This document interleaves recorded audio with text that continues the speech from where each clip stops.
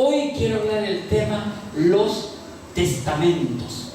Porque saben que tenemos en la Biblia 2 testamentos. Así que voy a hablar de los 2 de los testamentos.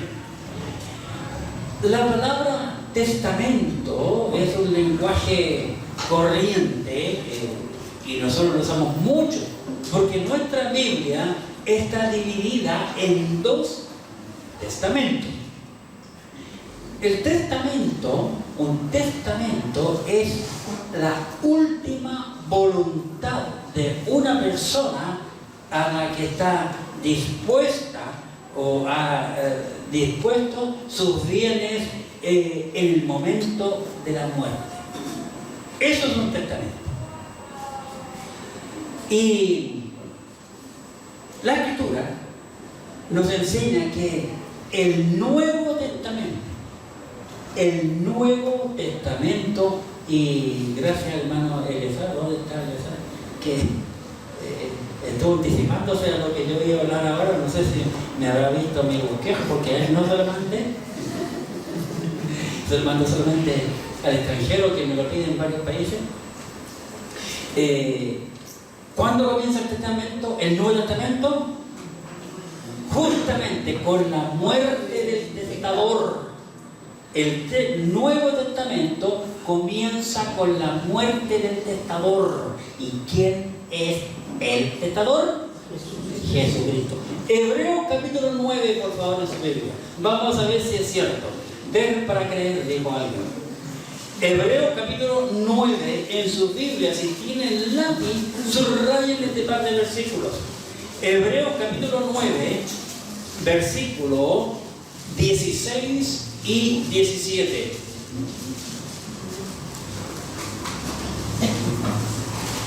El testamento comienza con la muerte del testador. Hebreos capítulo 9, versículo 16. Observen, versículo 16. Porque donde hay testamento, es necesario que intervenga muerte del testador. Lo mismo dice la ley aquí en Chile y en todo el mundo. 17. Porque el testamento con la muerte se confirma. Pues no es válido en tanto que el testador vive. Interesante. Los evangelios nos presentan a nosotros la vida y obra, muerte, sepultación y resurrección del testador, de Jesucristo. Así que Jesucristo es el testador del Nuevo Testamento. Y es vigente, el testamento se hace vigente desde que Él murió. Hay mucha polémica en el grupo de creyentes diciendo: ¿cuándo comienza la iglesia? La iglesia comenzó con la muerte, sepultación y resurrección de Jesucristo. Porque ahí el testador volvió a vivir. El ser humano, por consiguiente, que quiere ser salvo, que desea ser salvo, debe de creer en la muerte, sepultación y resurrección de Jesucristo. 1 Corintios, capítulo 15, por favor, en su Biblia. Vayamos a 1 Corintios, en el capítulo 15, hablando aquí, o escribiendo, mejor dicho, el apóstol Pablo, dice lo siguiente, en primera carta de Pablo a los Corintios, versículo 15. Además os declaro, hermanos, el evangelio que os he predicado. Pablo va a enseñar y explicar el evangelio que él ha predicado. La palabra evangelio hay que entenderla muy bien. El cual también recibiste. ¿Qué cosa recibiste? El evangelio. En el cual también perseveráis. ¿En qué perseveraban? En el evangelio. Versículo 2. Por el cual asimismo. ¿Cuál? Evangelio. Si retenéis la palabra que os he predicado. ¿Cuál palabra? Está hablando de una sola palabra. Si retenéis la palabra. No dice si retenéis las palabras, sino la palabra que os he predicado, sois salvos, si no creísteis en vano. Porque primeramente os he enseñado lo que asimismo recibí. Noten, 2 puntos. ¿Qué recibe Pablo? Que Cristo murió por nuestros pecados, conforme a las Escrituras, y que fue sepultado y que resucitó al tercer día, conforme a las Escrituras. ¿Qué es el Evangelio? Cristo. El Evangelio es Cristo, una sola palabra. Si retenéis la palabra, ¿qué palabra? Comienza el Evangelio. El Evangelio. El Evangelio es la palabra que salva. Por eso que tenemos 4 libros al comenzar el Nuevo Testamento que se llaman los Evangelios. Porque los 4 hablan de una sola persona, un solo individuo, Jesucristo. Jesucristo, los Evangelios, ¿verdad? Y ahora voy a hablar un poco acerca de la palabra pacto. El hermano Eleazar también, Eleazar nos habló recién en la clase, pacto. Pero no es en un sentido como la gente a veces lo menciona, sino que tenemos que mirar desde el punto de vista bíblico, como la Biblia, la Escritura es la palabra de Dios, lo demuestra para cada uno de nosotros. La palabra pacto significa un pacto o un convenio. Es más apropiado entonces para nosotros hablar de, porque la Biblia así lo dice, de un antiguo pacto y un nuevo pacto. En la Biblia encontramos 2 grandes pactos, ¿verdad? El primero lo vemos con Moisés. Vamos al libro de Éxodo, capítulo 24. Éxodo 24. Y aquí vamos a encontrar en el libro de Éxodo, el capítulo 24, al mirar con detención, por eso es bueno venir con lápiz, un cuaderno, en la Biblia para subrayar. En Éxodo 24, voy a leer del versículo 3. 24:3 de Éxodo. Éxodo capítulo 24, versículo 3.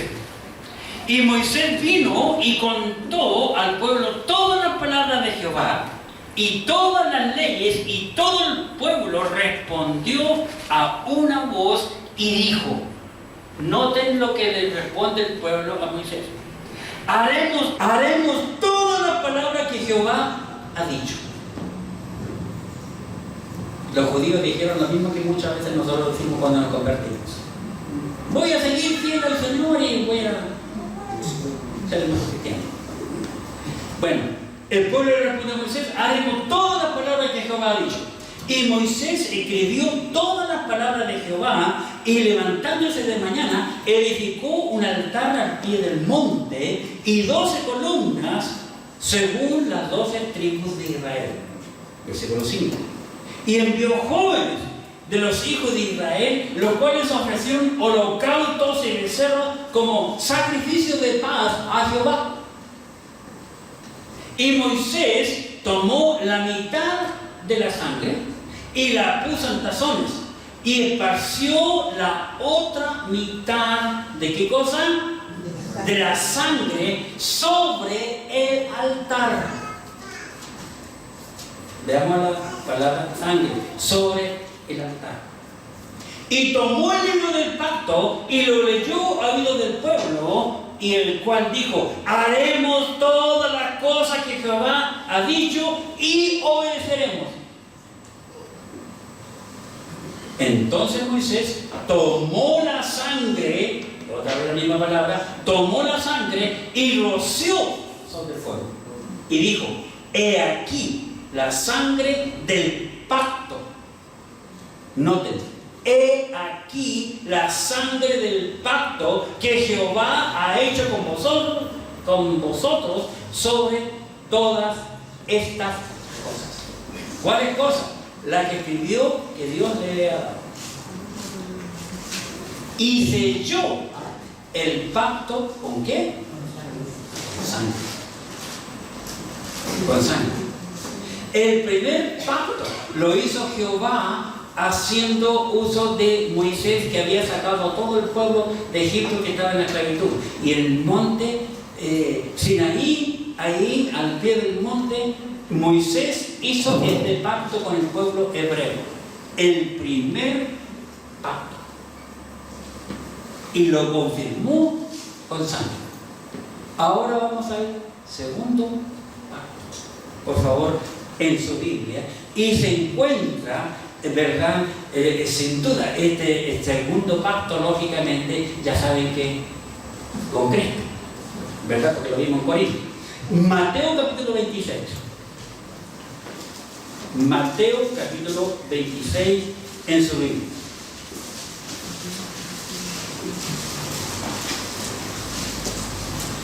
Y vemos aquí en Mateo capítulo 26.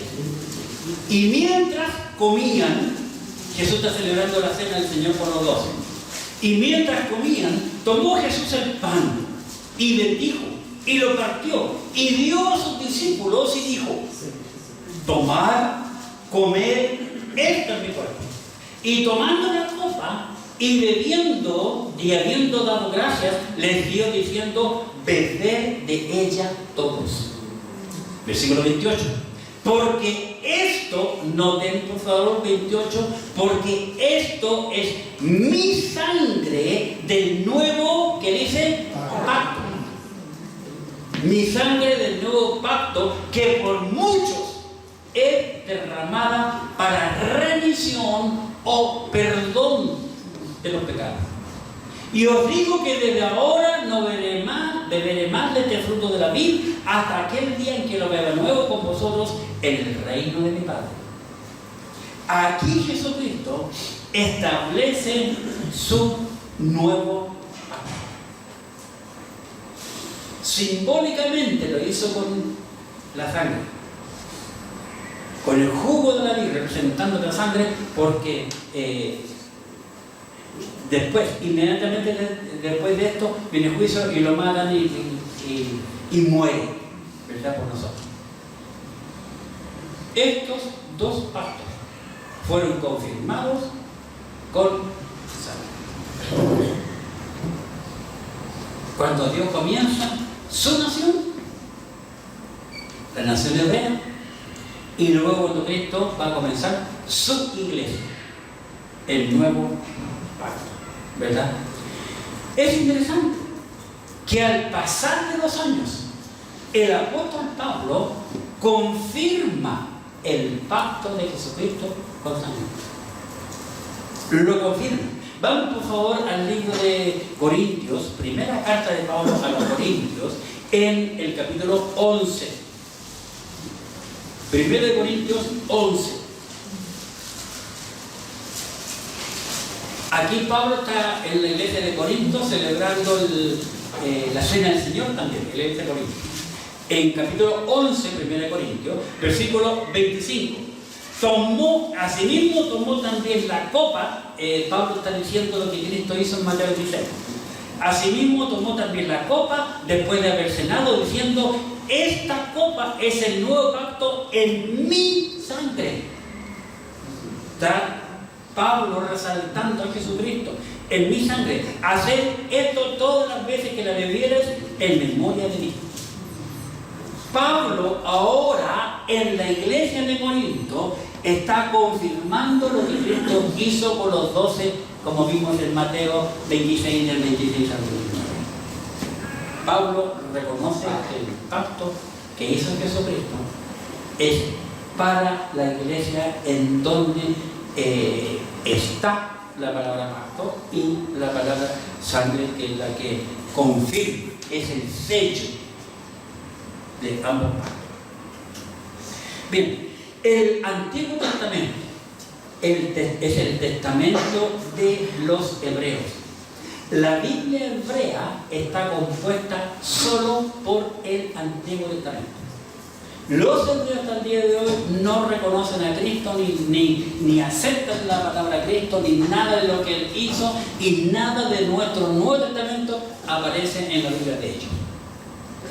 ¿Ya? Lógicamente, la Biblia judía esperen un poquito, contiene solo esta parte, el Antiguo Testamento, porque luego tenemos Mateo, ¿ya? Y para los que no saben, los judíos leen de aquí para allá y de atrás para adelante. Por ejemplo, casi la mayoría de las Biblias tiene el título aquí, pero la hebrea la tiene acá, porque comienzan de allá para acá, de ahí para abajo, y van yendo de atrás hacia adelante, dando las hojas diferentes a la nuestra. Pero, como dije yo, creo que el domingo pasado, tiene la misma cantidad de palabras, excepto que Samuel, Reyes y Crónica no está dividido en primera y segunda. Es una sola. Por eso que tiene nada más esa diferencia. Pero el contenido es igual, exactamente igual en la Biblia hebrea, en hebreo, que la nuestra en español, en el Antiguo Testamento. Y la Biblia hebrea, parecida al Antiguo Testamento, está dividida solo en tres partes: la ley, los profetas y las escrituras. Nuestro Nuevo Testamento, el Nuevo Testamento de nosotros, de los creyentes, es casi un tercio de lo que es el Antiguo Testamento, en cantidad, digamos, de hojas, si podemos llamarlo así. Y está dividido diferente a lo que nosotros a veces pensamos. Está dividido en los evangelios, en historia, en las epístolas y en Apocalipsis. Esa es la división que se le hace a nuestro Nuevo Testamento. Y el bosquejo que tenemos nosotros del Nuevo Testamento, que nosotros usamos, corresponde no al tiempo en que fueron escritos los libros. Por ejemplo, las primeras epístolas en ser escritas, según lo que se sabe de la fecha, fue Primera de Corintios o Santiago. Esos son los dos libros más antiguos que escribieron de nuestro Nuevo Testamento. Entonces, cuando entendemos que lo primero que se escribió de las epístolas es 1 Corintios, podemos entender, por eso que ese libro tiene puro pecado. Y el apóstol Pablo lo único que hace es corregir en todo el libro. Está corrigiendo errores que la iglesia de Corinto cometía. Y el primer evangelio, el más antiguo, el primero que se escribió, en otras palabras, fue el evangelio de Marcos. El último libro en escribirse del Nuevo Testamento es la segunda epístola de Pedro. Es la última, después de Apocalipsis, ¿verdad? Así que el orden de los libros del Nuevo Testamento está puesto por la fecha en que se escribieron. Por eso que a veces nosotros no entendemos aquello. Los evangelios están primero en el Nuevo Testamento porque ellos presentan a Jesucristo. Y Jesucristo es el fundador de la iglesia. Por eso que están escritos al principio. Los evangelios nos relatan a nosotros todo el nacimiento de Jesús, su ministerio, la muerte, sepultación y resurrección. Ese es el tema mayormente de los evangelios. Mateo, el libro de Mateo abiertamente presenta a Jesucristo como el rey de los judíos. Por eso los magos que vienen del oriente van a Herodes, porque la estrella, la Biblia le llama una estrella, pero es un ángel que los guió a ellos, y ellos van a Herodes y le dicen: ¿dónde ha nacido el rey? ¿Dónde está el rey de los judíos que ha nacido? Y Herodes se sorprende. Por eso que nos presenta y nos habla de Cristo como el rey, que vienen a adorarle. Marcos presenta a Jesucristo como el siervo, como un siervo. Lucas presenta a Cristo como hombre. Y Juan presenta a Cristo como Dios. Como Dios. Por eso que Juan es diferente a todos los otros tres. Es impresionante. Mateo es el primer evangelio porque está dirigido a los judíos. Todo su contexto, todo lo que habla. Por eso que hay muchas iglesias que lastimosamente se basan su doctrina en Mateo. Ningún evangelio tiene doctrina.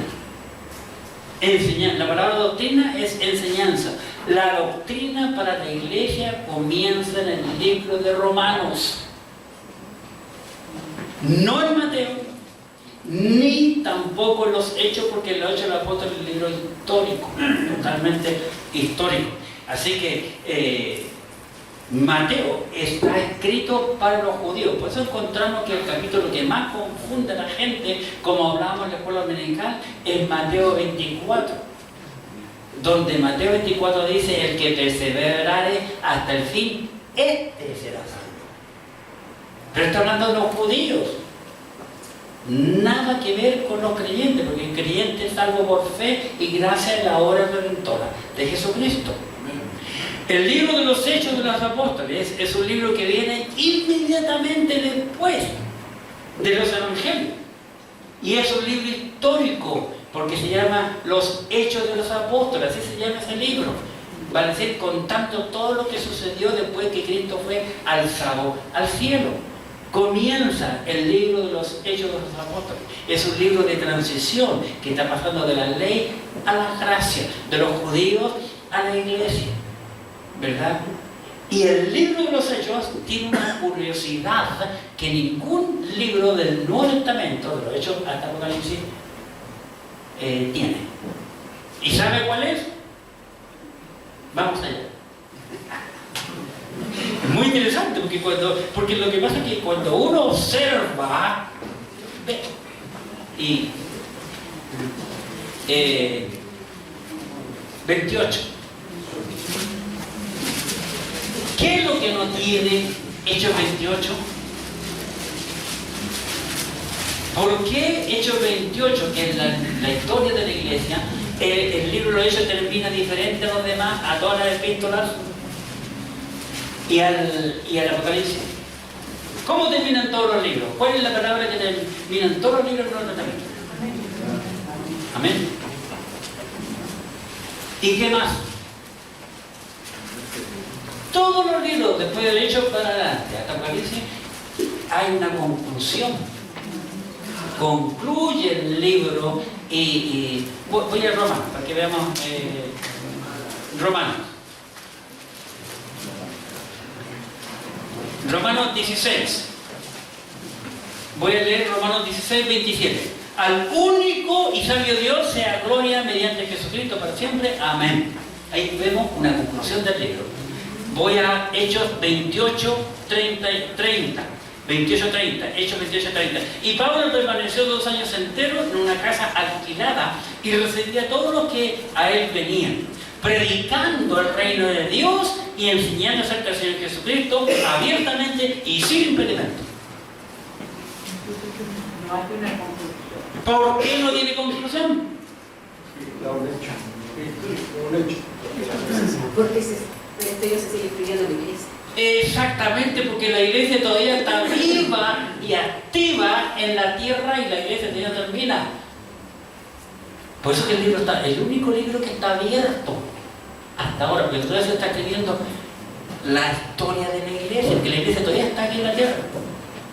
No tiene conclusión.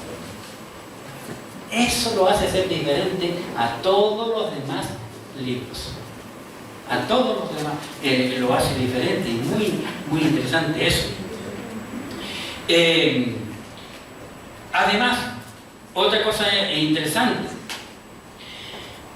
que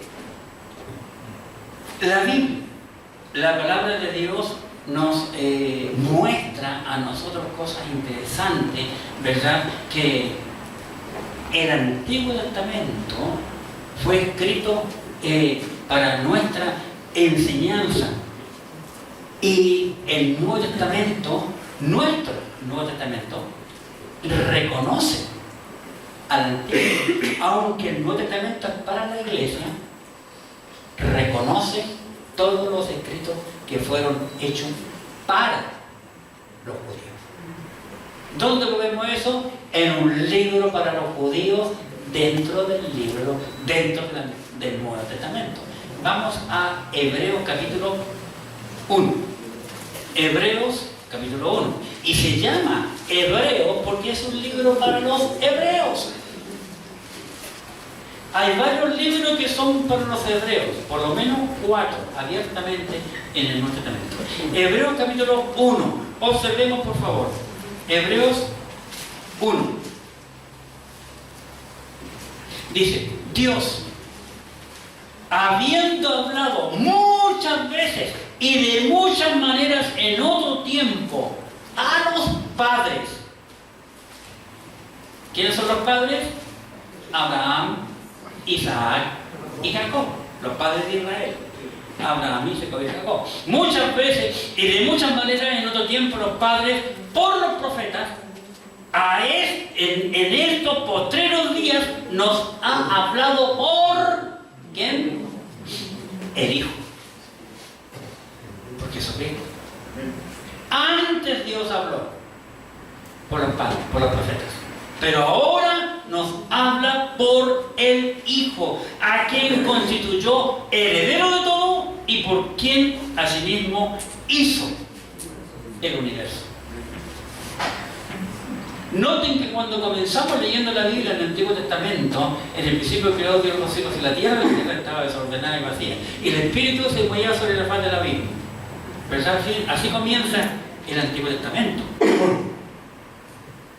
Pero Jesucristo ya existía, pero no encarnado. Jesucristo siempre ha estado. Por eso que Juan, el apóstol, dice, ¿cómo comienza San Juan 1:1? En el principio creó Dios los cielos. No, estoy en Génesis. En el principio era el verbo, y el verbo era con Dios, y el verbo era Dios. Este es el principio con Dios. Versículo 14. Y aquel verbo fue hecho carne y habitó entre nosotros. Y vimos su gloria, porque Juan vio al Cristo glorificado, porque le prometió que algunos de ellos no iban a morir, sino iban a ver antes al Cristo glorificado. Y Cristo los llevó a 3 al monte de la transfiguración. Y se mostró cómo iba a ser glorificado. Y como testigo de aquel hecho apareció Moisés y Elías. Por eso dice, y aquel verbo fue hecho carne y habitó entre nosotros. Y vimos, porque él la vio junto a Pedro y Jacob.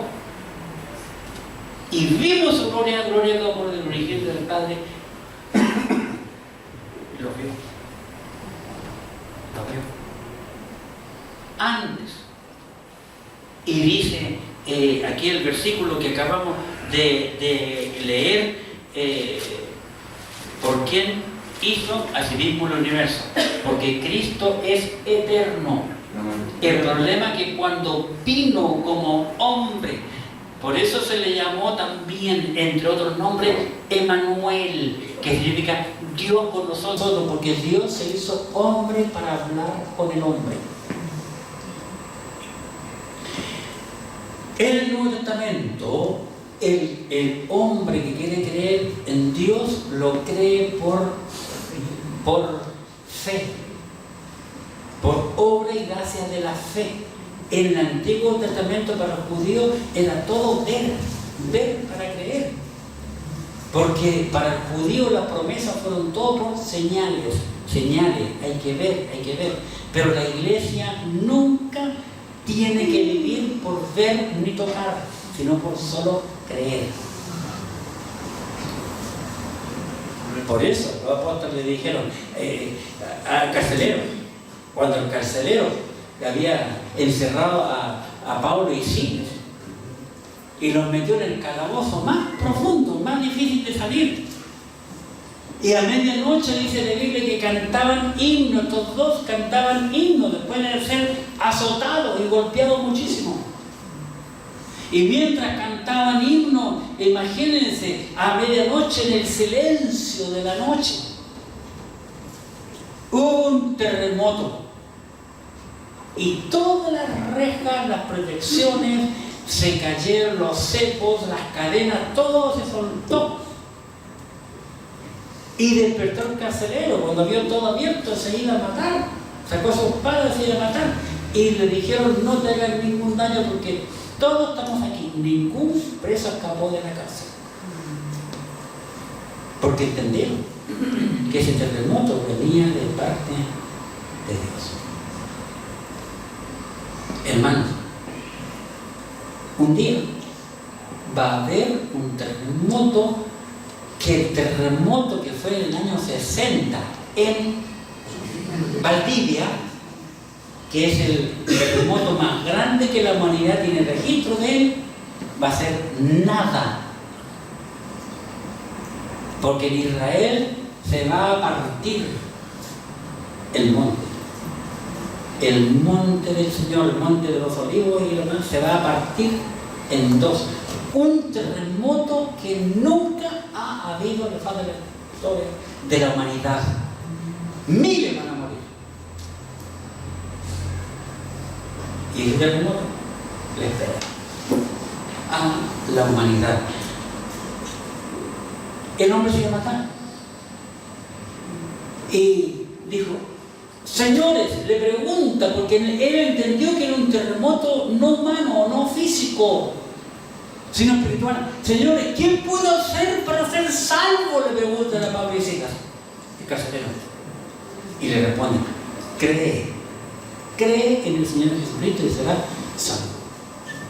Y el hombre creyó, lo lleva a su casa, le cura las heridas. Ese hombre fue salvado en verdad.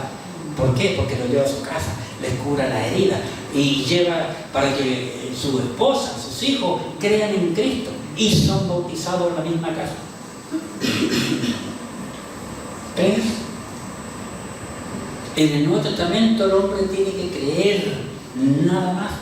Tal y cual Jesús le dijo al ladrón de la derecha. Cuando el hombre le dice, Señor, acuérdate de mí cuando estés en tu reino. De cierto digo que hoy estarás conmigo en el paraíso. Así fue. Creer. Pero lastimosamente el mundo está engañado.